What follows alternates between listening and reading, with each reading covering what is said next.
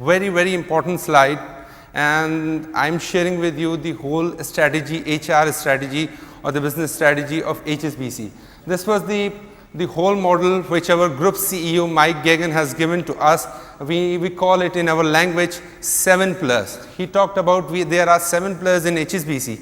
These are applicable, these principles, these plus are implementing across the world. There is no differentiation. You will find in India, you will find in Pakistan, you will find in USA, you will find in everywhere. These are 7. One is the customer pillar, the second is our brand pillar, third is global distribution, and if you will see on the right side, on my side, on the business pillar, technology, and the organization pillar. If you will see in the middle, there is a pillar known as people pillar, and how important it is. You can see it got the place in between all the things, all the pillars which our CEO, group CEO told. If you will see what are the people strategy, what is the people strategy in HSBC, we say that there are leadership capabilities, there are people's capabilities, the performance management. You heard too much, very good presentation about the performance management, reward and the employee engagement.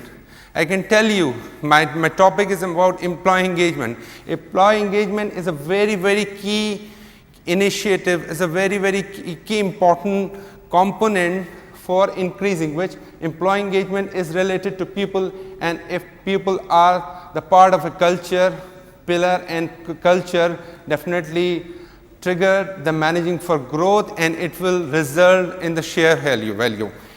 Because I cannot cover the whole engagement activities, how I am doing, whatever I said.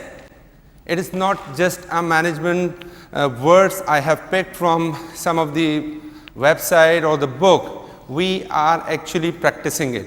This is the scale. We got it. Every business manager and CEO at the country level got it at the end of every year. We conduct globally employee engagement survey. We call it GPS.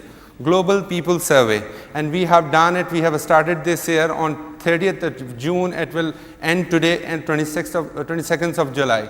There is an independent firm known as Canexa. You must heard about the Canexa. They are conducting the survey, and through which we gauge employee engagement and employer statistics. So these are the comes. These are very objective in nature. These are 13 dimensions which covers diversity, which cover leadership, performance, work-life balance, and everything. And there is a number associated with it. You can see that in the green, favorable, yellow is neutral, and red is unfavorable. So these are the numbers, these are the statistics. And we talk about performance management. So these numbers and target are given to every business manager, every line manager in the beginning of the year. And this is everyone's responsibility, because if you will not tie up the engagement with their performance in their performance appraisal system, so they will not work, they will not support any initiative which you want to implement. So we give too much importance and it's too detailed. So I just share with you, okay, whatever we said, we are doing it. Just to share with you, like appreciation and acknowledgement is very important. You have to have a culture where talent should be appreciated, where decisions are made on the basis of merit. Because when you can see that from this research, only hypo talent, high individual people, high individual talented people, they change only organization. On the 29% leave organization just because of compensation. 21% is for future career growth, 20% work-life balance, 18% development opportunities, and job interest alignment 12%.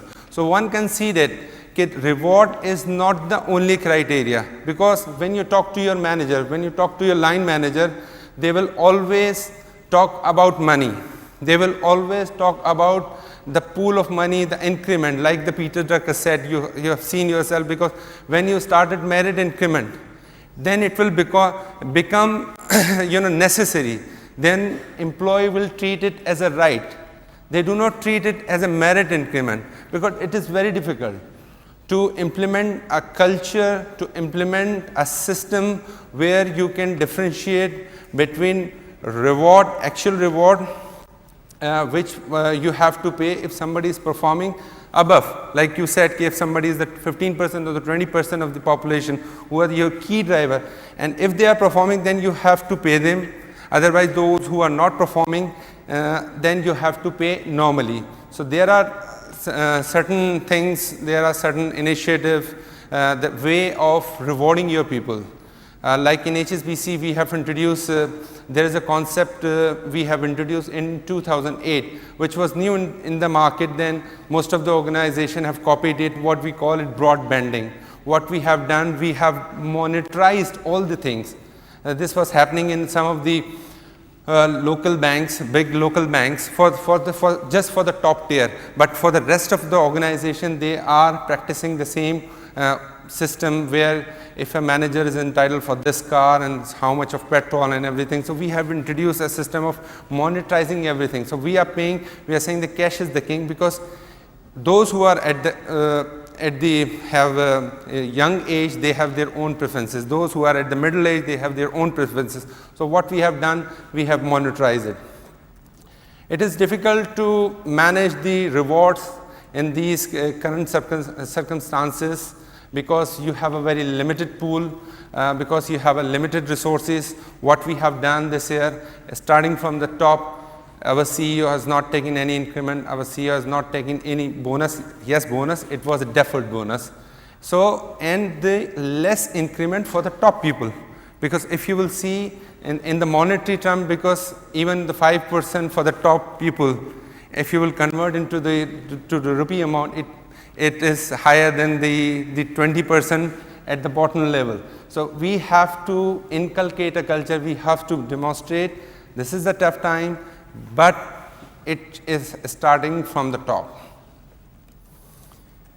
And this is a slide where you can say that how engagement contribute to the productivity of an organization. If the employee's perception of the environment drive engagement, what are the career advancement, job satisfaction, leadership, then it translates into employee engagement, which result in the job performance, psychological well-being, and overall organization effectiveness. And the last slide, just I have seen the engagement, which I have also shared through the HSBC slide.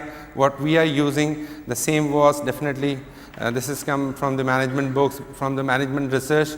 There is a correlation between employee engagement and a profit chain. If you have the engaged employees, if you have the motivated employees, then definitely they are willingly participate, they will willingly work in the organization, which will in turn increase in the productivity of the organization. Thank you very much.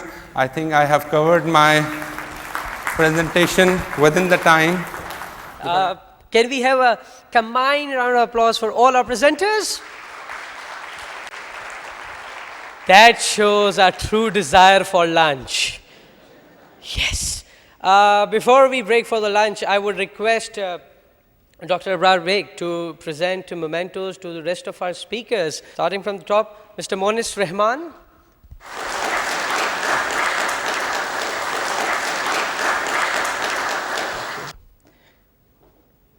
Mr. Mudassar Akil.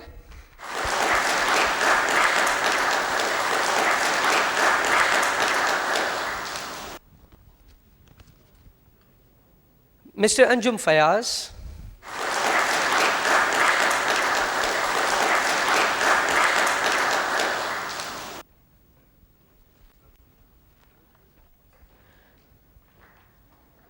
And Mr. Khalid Zaman-2.